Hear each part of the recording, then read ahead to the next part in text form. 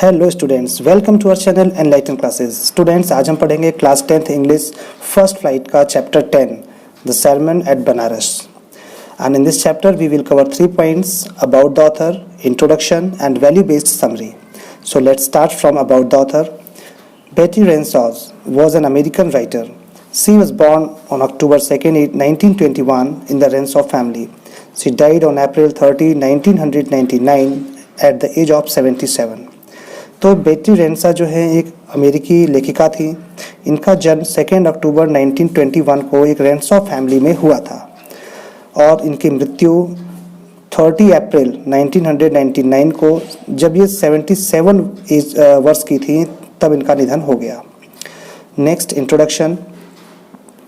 Gautam Buddha was born in 563 BC. He was a philosophical fellow even in his childhood. He was sent for schooling at the age of 12. He was married at the age of 16. They had a son. When he was 25 years old, one day when he was going for hunting, he caught sight of a sick man, an aged man, a dead man's funeral procession, and a monk. He realized that this world is a home of sufferings. He left home in search of wisdom. He wandered for 7 years and got enlightenment. Gautam Buddha, इनका जन्म 563 ईसा पूर्व हुआ था। वह बचपन में भी बहुत दार्शनिक विचारों के व्यक्ति थे। उन्हें 12 साल की उम्र में स्कूली शिक्षा के लिए भेज दिया गया था। उनका विवाह 16 वर्ष की आयु में 16 ईयर्स की एज में हो गया। उनका एक बेटा हुआ। जब वो 25 ईयर्स के हो गए, तब वो एक दिन हंटिंग के लिए, शिकार के लिए जा रहे थे, तो उन्हें रास्ते में एक बीमार आदमी, एक वृद्ध व्यक्ति और एक मृत व्यक्ति का अंतिम संस्कार का जो जुलूस होता है ले जाते हैं, वो दिखाई दिया और एक भिक्षु भी दिखाई दिया। उन्होंने महसूस किया कि यह दुनिया जो है वो कष्टों का घर है, यानी इस दुनिया में हर जगह सिर्फ सफरिंग्स हैं, परेशानियां हैं। वो ज्ञान की खोज में घर से निकल गए।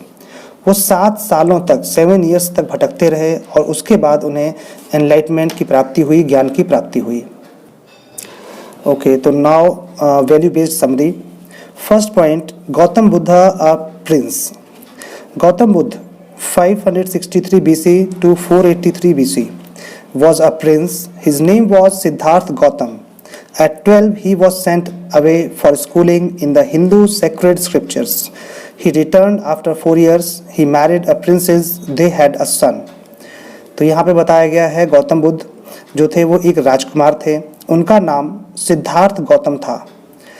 12 ईयर्स की एज पर उन्हें हिंदू के पवित्र ग्रंथों की पढ़ाई करने के लिए स्कूल भेजा गया। जब वो 4 ईयर्स के बाद लौट के वापस आए तो उनकी शादी एक राजकुमारी से करा दी गई और उनको एक लड़का भी हुआ। Second point, world sufferings make Gautam a beggar for enlightenment. Gautam Buddha had been shielded from the sufferings of the world. When he was 25, he saw a sick man, then he saw an aged man, then a funeral procession. Finally, he saw a monk begging for alms. These made him so sad that he himself became a beggar. Then he went out to seek spiritual knowledge. क्या होता है, संसार के दुखों ने गौतम को ज्ञान का भिखारी बना दिया। मीन्स वो अब एनलाइटमेंट चाहते थे, कुछ ज्ञान अर्जन करना चाहते थे। गौतम बुद्ध को संसार के दुखों से बचाया गया था क्योंकि वो एक प्रिंस थे और वो इन दुखों के बारे में बिल्कुल भी नहीं जानते थे। जब वो 25 ईयर्स के हुए तो उन्होंने एक बार बाहर निकले जब वो घर से, तो एक बीमार व्यक्ति को देखा। फिर उनने एक वृद्ध पुरुष को भी देखा। एक शव यात्रा देखी जो डेड बॉडी को लेके जा रहे थे सब लोग जलाने के लिए। अंत में उनने एक भिक्षुक को भिक्षा मांगते हुए देखा। उन्होंने इसे इतना उदास बना दिया कि वो स्वयं एक भिखारी बन गए और फिर वो आध्यात्मिक ज्ञान को ढूंढने के लिए घर से बाहर निकल पड़े। Next point, Gautam Buddha gets spiritual knowledge. Gautam Buddha wandered for 7 years. Finally, he sat down under a fig tree. He vowed to stay until spiritual knowledge came to him. He got it after 7 days. He named the tree as the tree of wisdom. He began to teach. Soon he became known as the Buddha. अब गौतम बुद्ध की आध्यात्मिक ज्ञान की प्राप्ति, spiritual knowledge की उनको प्राप्ति हुई। गौतम बुद्ध 7 इयर्स तक वो घूमते रहे। अंत में वो एक वट वृक्ष के नीचे बैठ गए। उसने वहाँ पर जब तक उसे आध्यात्मिक ज्ञान न मिलेगा तब तक उसने वहीं पर रुकने की कसम खाई, और 7 दिन के पश्चात उन्हें वो ज्ञान की प्राप्ति हुई। उसने बुद्ध को बुद्धिमता का वृक्ष यानी ट्री ऑफ विजडम ये नाम दिया उस जगह को, उस पेड़ को। उसने फिर पढ़ाना आरंभ किया, लोगों को प्रीचिंग देना, लोगों को sermon बता देना स्टार्ट कर दिया। शीघ्र ही उसे बुद्ध के रूप में जाना जाने लगा। सब लोग उन्हें गौतम बुद्ध के नाम से जानने लगे। Next point, Buddha's first sermon. The Buddha preached his first sermon at Banaras. It is the most holy of the places on the Gangas. The sermon has 10 important points. This shows Buddha's wisdom about the suffering. These are given below. अभी आप नीचे देखेंगे बहुत सारे points दिए होंगे, तो यहाँ तक देख लेते हैं। अभी बुद्ध का जो पहला प्रवचन था, बुद्ध ने अपना पहला प्रवचन बनारस में दिया। यह गंगा नदी के किनारे वाले स्थानों में सबसे पवित्र स्थान है। प्रवचन में, अपने सरमन में 10 बहुत ही इम्पोर्टेंट उन्होंने पॉइंट्स रखे, और ये सभी दुखों के बारे में बुद्ध की बुद्धिमता को दिखाता है। ये कौन कौन से पॉइंट्स थे आगे देखते हैं। फर्स्ट पॉइंट है, Kisa Gotami had an only son, he died, she took the dead child to her neighbours to make him alive, she asked for medicine, the people called her mad. At last Kisa met a man, he told her that he had no medicine, but he knew a physician who could give medicine for the same. तो किसा गौतमी का एक ही पुत्र था, वो मर गया था। वह मरे हुए बच्चे को जीवित करने के लिए अपने पड़ोसियों के पास ले गई, उनसे दवाई की मांग की। आदमियों ने उसे पागल कहा, लोग कहते थे पागल है जो एक मरे हुए बच्चे को लेकर आ रही है जिंदा करने के लिए।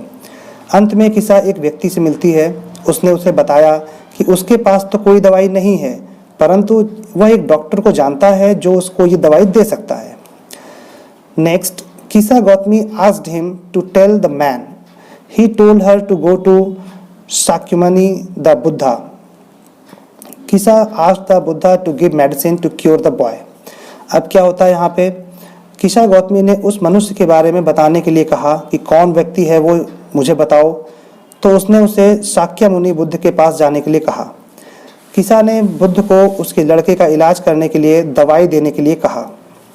Next, the Buddha told her to bring him a handful of mustard seed, it must be from a house where no one has died. Kisa Gotami went from house to house, people gave her mustard seed, she asked if no one died in the house, they told her not to remind them of the deepest grief.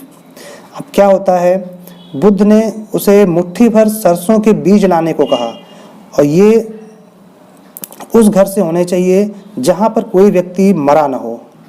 किसा गौतमी बहुत सारे घरों में गई, व्यक्तियों ने उसे सरसों के बीज तो दे दिए, लेकिन जब उसने पूछा क्या इस घर में कभी कोई मरा नहीं है, तो उन्होंने उसे अपने दुख को याद न दिलाने के लिए कहा, क्योंकि ऐसा कोई घर उसको नहीं मिला था जिस घर में कोई मरा ना हो।